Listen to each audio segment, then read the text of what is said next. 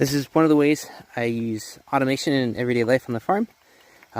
This is my water tub I use for watering the ponies.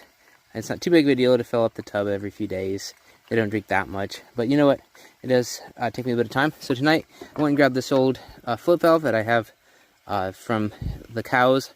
I changed from the style now. I now use a Job valve that's attached to the bottoms of the tank, not the top, and that keeps the cows from messing with this and potentially not knocking it off and draining my water storage.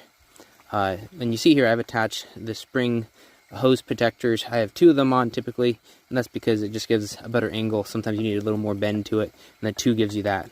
And I have orchard tubing attached to this, so if you had any bend at all, if you put the orchard tubing directly in there, it definitely would bend and kink. So that kinks pretty easy there.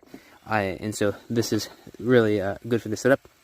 So just a few minutes it saves me every day, but it lets this be automatic, and part of my chore time now is checking to make sure that the automations are working, not doing the work. And so that reduces my time overall, and then as we watch them, adjust them, we improve where they break, and it reduces chore time quite a bit. This is an old water tub you might notice that I used to use for the hogs. That's what this wooden board is here. I used to have a second one on there too, and that would keep the hogs from diving into the tub. Now I have it for the ponies, and I slid it underneath the corral panel here so they can't do horsing around with the float valve, mess it up.